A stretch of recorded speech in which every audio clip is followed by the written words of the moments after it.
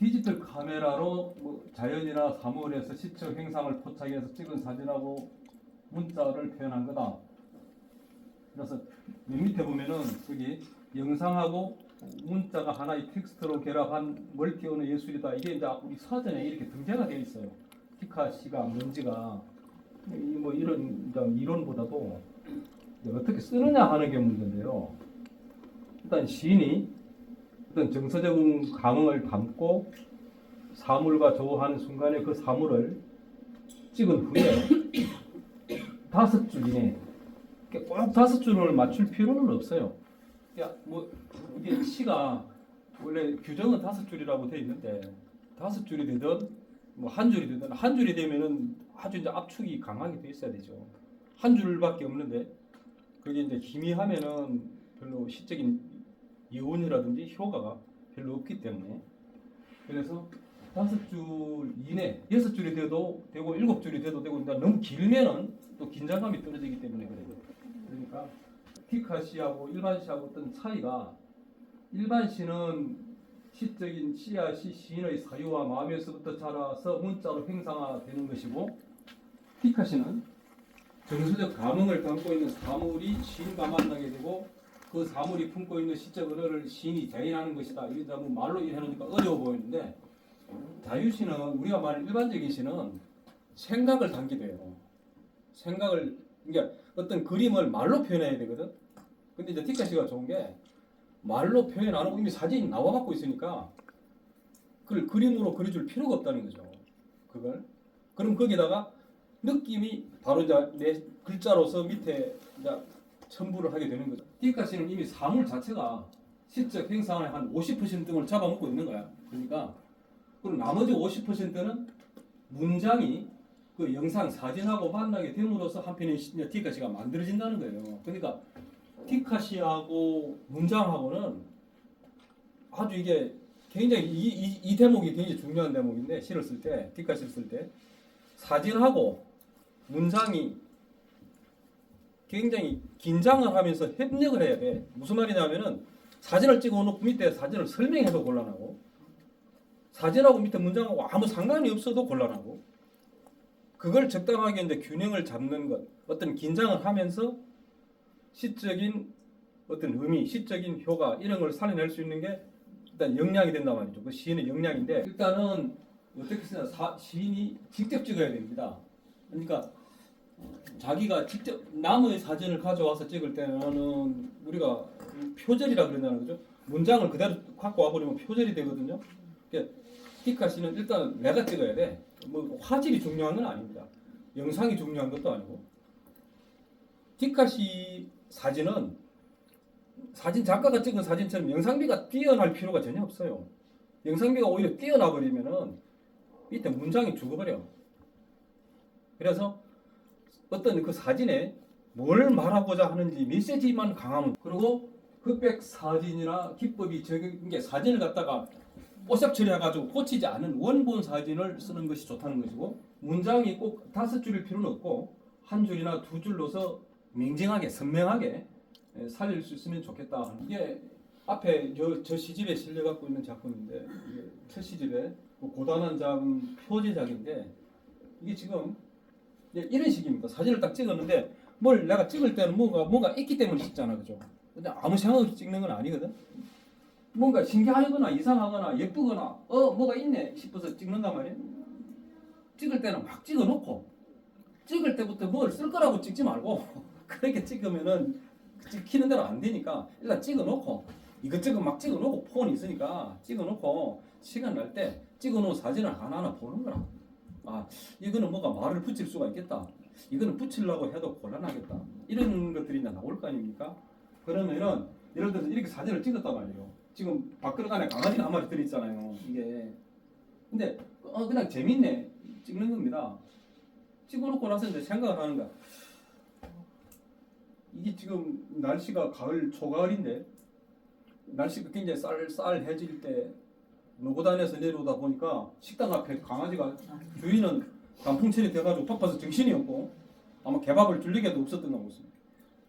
걔가 어디 왔다 갔다 섰다가 손님 쳐다보고 있다가 이제 배가 고프니까 그냥 밥그릇 안에 들어가서 자고 있는 건지 뭐 저러고 있어요. 아, 뭐가 있다고 그냥 느껴지는 거죠. 내 밥그릇 안에 내가 들어가 있다는 거. 그 안에서 뭔가 피곤해서 아니면 배가 고파서 자고 있다는 것. 여기 이제 뭔가가 느껴진다는 거잖아요, 그죠? 그러면은 거기다가 이제 이렇게 말을 붙이는 겁니다, 이렇게.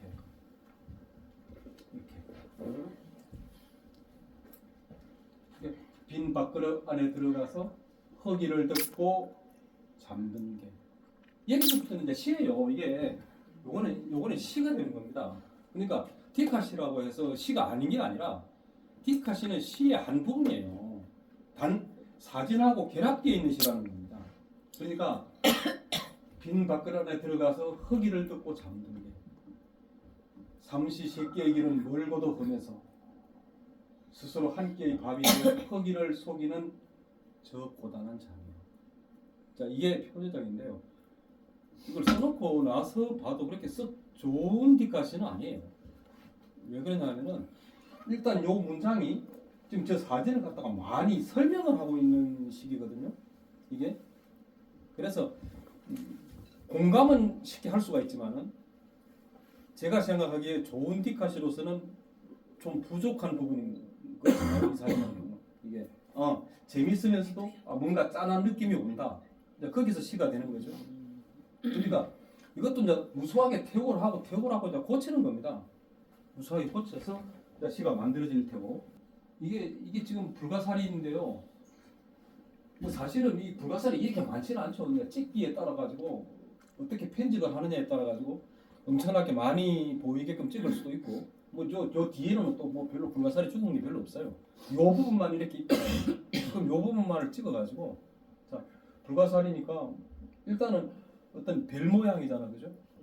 그러면 별이 쫙 죽어가지고 해변에 있다는 얘기지 않습니까? 그럼 이제 여러 가지로 생각할 수가 있는 거야. 아, 별이 왜 죽었을까? 별이 땅에 왜 떨어졌을까? 온갖 이제 상상을 그때부터는 신으로서의 상상을 갖다가 작동하게 되는 거란 말이에요. 그러면은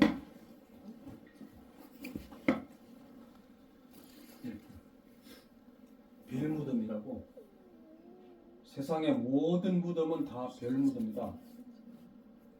그들은 한때 누군가의 별이었습니다. 아니 뭐 세상의 모든 사람들이 어디 태어나서 귀하고 사랑스럽지 않았던 존재는 없잖아요. 살다 보니까 아주 푸대접 받게 되고 늙어서 소외당하게 되고 결국은 죽어서 무덤으로 돌아갔겠지만은 죽은 그 사람조차도 한때는 다 누군가의 별이었다는 거죠. 이건 하동공원에 있는 조각상입니다. 이런 거 보면 좋네.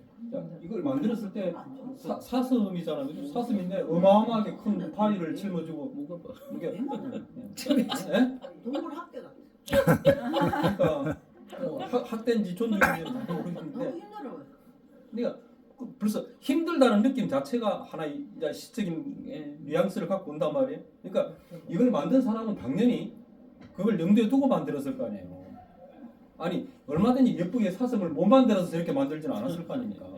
아주 날씬하게 이렇게 만들 수 있었을 텐데 저렇게 어마어마하게 바위산을 몸으로 삼았을 때 표현하고 싶은 그렇죠. 게 있었겠죠. 그러니까 조각을 하든 그림을 그리든 시를 쓰든 전부 다 출발하는 것은 시적인 메타포, 은유를 갖고 있단 말이에요. 어떤 시적인 것이 밑에 바닥에 깔려 있지 않고서는 그게 미술이라고 해서 시하고 상관없는 게 아니고 모든 게 글을 쓰는 것만 시가 아니에요. 그림을 그리는 것도 시고 조각을 하는 것도 시고 연기를 하는 것도 시고 우리가 쉽게 말하면 일기를 쓰는 것도 시고 시적인 게 바닥에 깔려 있지 않으면 문학 작품이 될 수가 없는 거고 예술이 될 수가 없는 거라고. 그럼 그것을 낚아채는 거는 우리 안에 들어갖고 있는 시적인 역량이라고. 그걸 어떻게 표시하느냐. 그럼 이렇게 사슴인데 큰 파이를 내 몸으로 삼고 있는 사슴. 어찌 보면은 이 모습은 우리 아버지의 모습이기도 하고 엄마의 모습이기도 하고 가족을 부양해야 되는 지금 내 신세이기도 하고 모든 게 이제 엎어서 생각한단 말이에요. 그걸. 그럼 여기서부터 이제 시가 들어가는 거죠. 이 업이라고 하는 거는 불교의 용어입니다. 내가 지금 태어나서 고생하고 있는 내 몸을 잘못해서가 아니라 내 전생 그 무대 몇 번의 윤회를 거듭하는 동안에 내 전생에 지었던 어떤 업이 지금의 내 삶에 영향을 미치고 있다는 게 카르마라고 하는 거 아닙니까? 그런데 아버지 이젠 그 짐 좀 내려놓으세요. 아니다. 이건 짐이 아니라 힘이니라. 네가 내 짐이 아니라 힘이듯이. 여기서 네가라고 했을 때는 아버지라고 부른 거는 자식이잖아요. 그럼 여기서 지금 아버지 그 짐 좀 내려놓으세요. 아들이 말하고 있을 때 이건 짐이 아니라 힘이냐. 이건 아버지가 대답하고 있는 거 아니에요. 네가 내 짐이 아니라 힘이듯이. 이 시를 써놓고 어디 발표를 하는데 힘이 되고 짐이 되는 거는 그냥 말장난 같지만 그 차이는 굉장히 크죠. 힘이냐 짐이냐. 힘이라고 하는 거는 나를 북돋아 주는 것이지만 짐이라고 하는 거는 나를 억누르는 거 아닙니까? 그 어마어마한 차이가 나타나는 거죠. 앞에 있는 저 돌이 내게 짐이 되기도 하고 힘이 되기도 하는 거죠. 자, 이게 하동읍 사진입니다. 예, 읍사무소 지금 읍사무소 뒤에서 뒤쪽에서 저쪽 맞은편에 이게 저기 담이향 쪽으로 올라가는 길이고, 계단. 예, 하동공원 올라가는 길 아시겠죠? 여기 읍사무소잖아요. 여기 지금 읍사무소 앞 은행나무 있고, 그냥 학교에서 퇴근하다가 삼북도로다 퇴근하다가 그날 건네다 보고 찍은 거예요. 아마 이걸 가지고 이제 시를 쓰는 거죠. 그러면은 여기에서 무슨 시가 나오나? 그냥 평범한 작은 소읍의 어떤 언덕배기 사진인데, 그러니까 이걸 어떻게 보느냐에 따라 가지고 시가 만들어질 수도 있고, 이거는 그냥 평범한 사진으로 넘어갈 수도 있고, 이렇게 이제 말을 붙이는 거죠. 하동읍이라고 주소를 붙잡고 떠날 줄 모르는 하급 공무원 같은 저 언덕배기들. 그냥 찍어가지고 카톡에다가 저렇게 썼어요. 이거 그래서 뒷까지 쓰기가 참 편한 겁니다. 뭐 종이가 필요가 없으니까 그냥 찍고 카톡에 나에게 쓰기 카톡에 들어가가지고 사진 올려놓고 그냥 밑줄 그 자리에 앉아가지고 찍으면 돼요. 이렇게. 그런데 해필 뭐 한국 공무원인 게 앞에 뭐 그냥 읍사무소가 있어서 그렇게 붙여놓은 거예요. 근데 그냥 우리가 누구나 다 그 주소를 붙잡고 못 떠나지 않습니까? 그죠? 사실은. 그래서 하동읍이라고, 이게 뭐 하동읍이라고 붙여도 되고 뭐 산청읍이라고 붙여도 되고 뭐 어디나 같은 풍경이죠. 근데 그때 왜 하동읍이라고 붙였냐 하면은 이 사진이 응모작이었거든요. 이게 하동을 소재로 뒷가시를 공모했을 때 응모한다고 하동이 풍경이 되고 하동을 소재로 한 작품으로 제안을 시켜놨었어. 그래서 하동읍이라고 붙여놨는데 이게 그때 받았던 대상작이었습니다.